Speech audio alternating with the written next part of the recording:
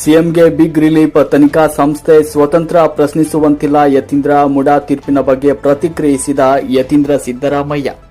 ಇಂದು ಹಾಸನ ಜಿಲ್ಲೆಯ ಚನ್ನರಾಯಪಟ್ಟಣ ತಾಲೂಕಿನ ದಂಡಿಗನಹಳ್ಳಿ ಹೋಬಳಿಯ ಶ್ರೀ ಆನೆಕೆರೆಮ್ಮ ನೂತನ ದೇವಾಲಯ ಉದ್ಘಾಟನೆ, ನೂತನ ಶಿಲಾಮೂರ್ತಿಯ ಪ್ರತಿಷ್ಠಾಪನೆ ಹಾಗೂ ವಿಮಾನ ಗೋಪುರ ಕಲಶಾರೋಹಣ ಮಹೋತ್ಸವದಲ್ಲಿ ಭಾಗವಹಿಸಿ ದೇವರ ದರ್ಶನವನ್ನು ಪಡೆದುಕೊಂಡು ಸಂಸದ ಶ್ರೇಯಸ್ ಪಾಟೀಲ್, ವಿಧಾನ ಪರಿಷತ್ ಸದಸ್ಯರಾದ ಯತೀಂದ್ರ ಸಿದ್ದರಾಮಯ್ಯನವರು ಸಂದರ್ಭದಲ್ಲಿ ಸ್ವಾಮೀಜಿಗಳು, ಮಾಜಿ ವಿಧಾನ ಪರಿಷತ್ ಸದಸ್ಯರಾದ ಗೋಪಾಲಸ್ವಾಮಿ, ಮಾಜಿ ಸಚಿವರು ಎಚ್ಎಂ ರೇವಣ್ಣ ಅವರು, ಜನಪ್ರತಿನಿಧಿಗಳು, ದೇವಾಲಯದ ಆಡಳಿತ ಮಂಡಳಿಯ ಸದಸ್ಯರು ಹಾಗೂ ಭಕ್ತಾದಿಗಳು ಹೆಚ್ಚಿನ ಸಂಖ್ಯೆಯಲ್ಲಿ ಉಪಸ್ಥಿತರಿದ್ದರು.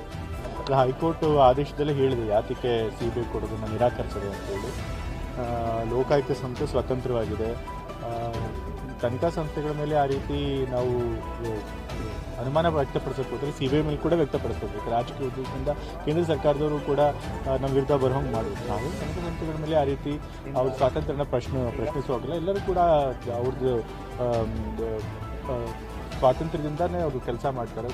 ಸೊ ಕೋರ್ಟ್ ಕೂಡ ಒಪ್ಕೊಂಡಿದೆ. ಮತ್ತು ಹೇಗೆ ಆರೋಪಿಗಳು ನಾವು ಇಂಥ ತನಿಖಾ ಸಂಸ್ಥೆಗೆ ವಹಿಸಬೇಕು ಅಂತ ಹೇಳೋ ಅಧಿಕಾರ ಇಲ್ವೋ, ಅದೇ ರೀತಿ ಯಾರು ದೂರು ಕೊಟ್ಟಿರ್ತಾರೆ ಅವರು ಕೂಡ ಆ ರೀತಿ ಕೊಡೋಕೆ ಬರೋದಿಲ್ಲ. ಮತ್ತು ಅವ್ರು ದೂರು ಕೊಡಬೇಕಾದ್ರೆ ಲೋಕಾಯುಕ್ತಕ್ಕೆ ವಹಿಸಿ ಅಂತಲೇ ಕೂಡ ಅವ್ರು ಹೇಳಿದರು. ಅವರೇ ಲೋಕಾಯುಕ್ತಕ್ಕೆ ವಹಿಸಿ ಅಂತ ಹೇಳಿ ಇವಾಗ ಲೋಕಾಯುಕ್ತಕ್ಕೆ ಬೇಡ ಸಿಬಿಐ ಕೊಡಬೇಕು ಅಂತ ಹೇಳೋದು ಸರಿಯಲ್ಲ, ಸಮಂಜಸ ಅಲ್ಲ ಅಂತ ಕೋರ್ಟು ಕೂಡ ಹೇಳಿದೆ. ಸೊ ಹಾಗಾಗಿ ಲೋಕಾಯುಕ್ತದವರು ಏನು ತನಿಖೆ ಮಾಡ್ತಿದ್ದಾರೆ ಅದು ಪಾರದರ್ಶಕವಾಗಿದೆ, ನಿಷ್ಪಕ್ಷಪಾತವಾಗಿದೆ ಅಂತ ಕೋರ್ಟ್ ಅಭಿಪ್ರಾಯಪಟ್ಟಿದೆ. ಹಾಗೆ ನಮಗೆ ರಿಲೀಫ್ ಕೊಡ್ತಾರೆ. ಇವತ್ತಿನ ಜಜ್ಮೆಂಟ್ ಮಾತ್ರ ಅಲ್ಲ, ಮುಂದಿನ ಜಜ್ಮೆಂಟನ್ನು ಕೂಡ. ಯಾಕೆ ಅಂತಂದರೆ ಸತ್ಯ ನಮ್ಮ ಪರವಾಗಿದೆ, ನ್ಯಾಯ ನಮ್ಮ ಪರವಾಗಿದೆ. ನಾನು ಮೊದಲಿನೂ ಹೇಳ್ತಿದ್ದೀನಿ, ಮೂಢಾಗಣದಲ್ಲಿ ಸಿದ್ದರಾಮಯ್ಯ ಅವ್ರಿಗಾಗಲಿ ಅಥವಾ ನಮ್ಮ ಕುಟುಂಬದವ್ರಿಗಾಗಲಿ ಯಾವುದೂ ತಪ್ಪಿಲ್ಲ ಅಂತೇಳಿ. ಸೊ ಹಾಗಾಗಿ ನಾವು ತಪ್ಪಿಲ್ಲ ಅನ್ನೋ ಧೈರ್ಯ ನಮಗಿದೆ. ಸತ್ಯ ನಮ್ಮ ಪರವಾಗಿದೆ, ಹಾಗಾಗಿ ನ್ಯಾಯ ಕೂಡ ನಮಗೆ ಸಿಗುತ್ತೆ. ಸ್ವಲ್ಪ ಡಿಲೇ ಆಗ್ಬೋದು, ಆದರೂ ಕೂಡ ಅಂತಿಮವಾಗಿ ನ್ಯಾಯ ನಮ್ಮ ಪರವಾಗಿ ಬರುತ್ತೆ. ಹೋಗಲಿ, ಯಾವ ಕೋರ್ಟ್ಗಳಿಗೆ ಹೋದರೂ ಕೂಡ ತಪ್ಪು ಮಾಡಿಲ್ಲದೆ ಇರೋದ್ರಿಂದ ನ್ಯಾಯ ನಮ್ಮ ಪರವಾಗಿ ಸಿಗುತ್ತೆ. ಈಗಾಗಲೇ ಹೇಳಿದ್ದೀನಿ ಇಡಿ ಬಗ್ಗೆ ಬೇಕಾಗಿಸಲಿ.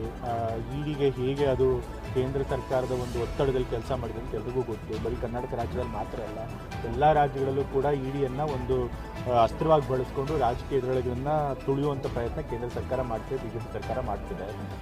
ಮತ್ತು ಇಡಿ ಅವ್ರ ಕನ್ವಿಕ್ಷನ್ ರೇಟು ಕೂಡ ನಿಮ್ಗೆ ಗೊತ್ತಿರ್ಬೋದು. ಕೋರ್ಟ್ಗಳ ಎಷ್ಟು ವರ್ಷ ಇಡಿಗೆ ಚೀಮಾರಿ ಹಾಕಿದೆ. ಅವರು ಬರೀ ಆರೋಪ ಮಾಡ್ತಾರೆ, ಆದರೆ ಆರೋಪಗಳನ್ನು ಸಾಬೀತು ಮಾಡೋದಿಲ್ಲ, ಕನ್ವಿಕ್ಷನ್ನು ಮಾಡೋದಿಲ್ಲ. ಬರೀ ರಾಜಕೀಯ ಅಧಿಕಾರಿಗಳು ಯಾರ ಎದುರಾಳಿಗಳು ಯಾರಿರ್ತಾರೆ ಬಿಜೆಪಿ ಅವ್ರಿಗೆ ಹರಾಸ್ ಮಾಡಬೇಕು ಅನ್ನೋ ಒಂದೇ ಉದ್ದೇಶದಿಂದ ಅವರು ಆ ರೀತಿ ತನಿಖೆ ಮಾಡ್ತಾರೆ. ಸೊ ಹಾಗಾಗಿ ಮುಂದೆ ಅವ್ರು ಯಾವ ಕೋರ್ಟಿಗೆ ಹೋದರೂ ಕೂಡ ಸಿಬಿಐ ಕೊಡೋದನ್ನು ನಿರಾಕರಿಸಿದೆ ಅಂತೇಳಿ. ಲೋಕಾಯುಕ್ತ ಸಂಸ್ಥೆ ಸ್ವತಂತ್ರವಾಗಿದೆ.